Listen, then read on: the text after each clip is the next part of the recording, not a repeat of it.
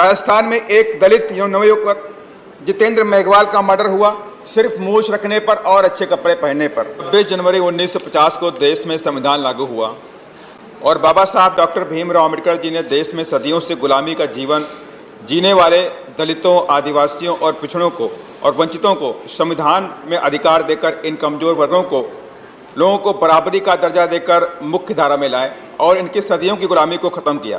राम जी, माननीय श्री राम जी, हाँ प्लीज।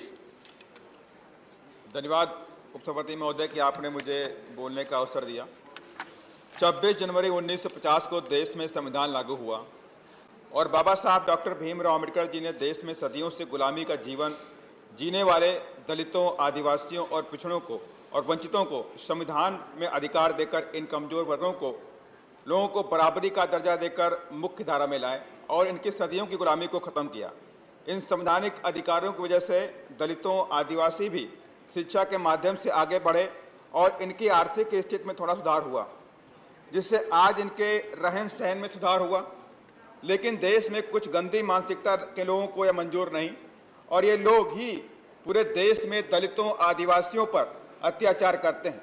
इसका कुछ ज्वलंत उदाहरण इस प्रकार हैं।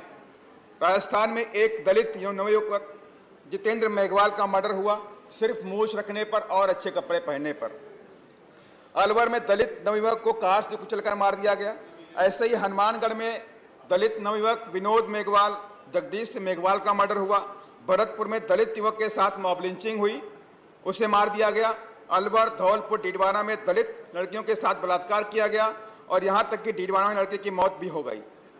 श्रीमान जी, ज्यादातर अपराधों में अपराधियों को सजा मिलती ही नहीं, इसलिए वहां पर दलितों और आदिवासियों पर हो रहे अत्याचारों में बेतहाशा वृद्धि हुई है। ये एनसीआरबी के रिकॉर्ड भी कहता है।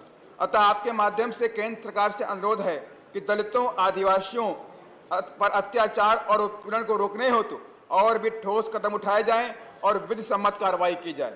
और श्रीमान जी, एक कंप्लेंट मेरी है बहुत छोटी सी। धन्यवाद राम जी। गौतम जी, माननीय संसद में बाबा साहब की मूर्ति लगी हुई है। श्रीमान जी, इंपॉर्टेंट इशू है।